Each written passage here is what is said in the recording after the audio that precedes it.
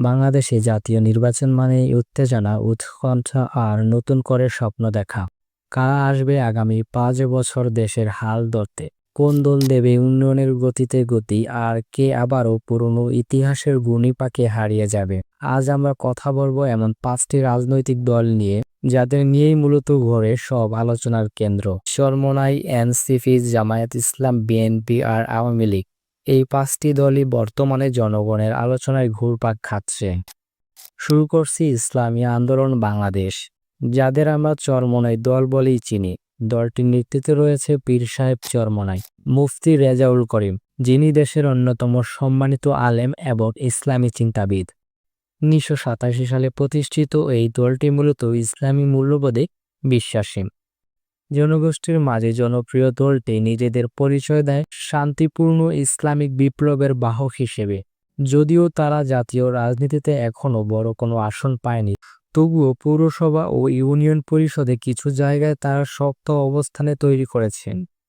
দলটির নেতাকর্মীরা সাধারণত ধর্মপ্রাণ, আপাদমস্তক ইসলামী আদর্শে বিশ্বাসী এবং বলা যায় সাধারণ রাজনৈতিক দলগুলোর চেয়ে তাদের চালচলন অনেক শালীন ও পরিচ্ছন্ন। তারা দুর্নীতি বিরোধী কথা বলে, নির্বাচনে শান্তিপূর্ণ আচরণ করে, সহিংসতা থেকে দূরে থাকে। তবে সমালোচনাও আছে, তারা আধুনিক রাষ্ট্রনীতি বোঝাতে অনেক সময় পিছিয়ে পড়ে। তরুণদের কাছে তাদের রাজনৈতিক আকর্ষণ কম এবং জাতীয় সমস্যার সমাধানে তাদের নীতিমালা খুব স্পষ্ট নয়। তবুও একদল ধর্মবীর মানুষ তাদের দিকে তাকিয়ে আছেন ভরসার চোখে। তাদের ভাবনা অন্তত দুর্নীতিবাজ নয়। এরপর আসি নবাগত এক রাজনৈতিক দলের দিকে, এনসিপি, অর্থাৎ জাতীয়তাবাদী নাগরিক পার্টি। অনেকেই এই দলটির নাম শোনেননি, আবার অনেকেও শুনলে রাজনৈতিক মাঠে খুব একটা খোঁজ পান না। 2018 সালে গঠিত এই দলটি তরুণ নেতৃত্বে দিয়ে শুরু করে, যার মূল মুখ কাজী রিজভী। নতুন দল কিন্তু বড় স্বপ্ন। তাদের টার্গেট তরুণ সমাজ, ক্লিন ইমেজ, ডিজিটাল ক্যাম্পেইন আর ঘরে ঘরে রাজনৈতিক সচেতনতা ছড়ানো। তবে বাস্তবতায় দেখা যায় তারা এখনো তৃণমূল পর্যায়ে শক্ত অবস্থান তৈরি করতে পারেনি। তাদের নেতাকর্মীর সংখ্যা খুবই কম, নির্বাচনের মাঠে লোকবল দুর্বল, মানুষ এখনো তাদের নিয়ে খুব একটা আত্মবিশ্বাসী নয়। অনেকেই ভাবে এরা হয়তো একদিন হারিয়ে যাবে, আরো কিছু ক্ষণস্থায়ী দলের মতোই। তবে এই দলটার একটা প্লাস পয়েন্ট হলো এরা এখনো কলুষিত নয়।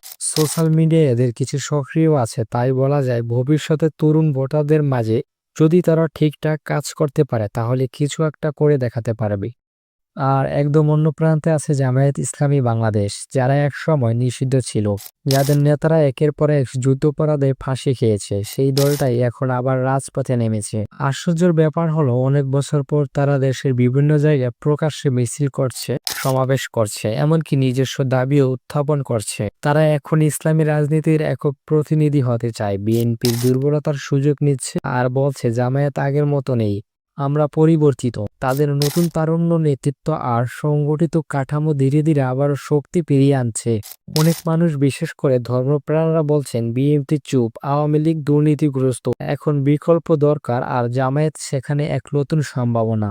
চতুর্থ নম্বরে আসি বিএনপির কথায়। বাংলাদেশের জাতীয়তাবাদী দল, সংক্ষেপে বিএনপি, এক সময়ের ক্ষমতাসীন, শক্তিশালী এবং জনগণের অন্যতম জনপ্রিয় দল। 1978 সালে জিয়াউর রহমান এই দলটি প্রতিষ্ঠা করেন। পরবর্তীতে তার মৃত্যুর পর বেগম খালেদা জিয়া দায়িত্ব নেন এবং 3বার দেশের প্রধানমন্ত্রী হন। বর্তমানে বেগম জিয়া অসুস্থ আর কার্যত নেতৃত্ব দিচ্ছে তারেক রহমান, যিনি লন্ডনে অবস্থান করেছেন। বিএনপি একসময় ছিল মুক্তবাজার অর্থনীতির প্রবক্তা, ইসলামপন্থীদের জোটসঙ্গী এবং ক্ষমতায় থাকাকালীন সময় কিছু বড় বড় প্রকল্প হাতে নিয়েছিল। কিন্তু দুর্নীতি, দলীয় কোন্দল, নেতিবাচক রাজনীতি, হরতাল, অবরোধ রাজনীতি, এসব কারণে তারা জন আস্থা হারিয়েছে অনেকখানি। বর্তমানে দলটি নির্বাচনে অংশ নেয় না, সরকারি বিরোধী আন্দোলন করে, কিন্তু তাতে একতা নেই। অনেকেই তাদের পরবর্তীতেও প্রতীক হিসেবে দেখতে চায়, আবার অনেকেই বলে ওদের দিয়ে হবে না। তবে বিএনপির একটা বড় ভোট ব্যাংক এখনো আছে, বিশেষ করে যারা আওয়ামী লীগ বিরোধী, তারা এখনো বিএনপির দিকেই তাকিয়ে থাকে।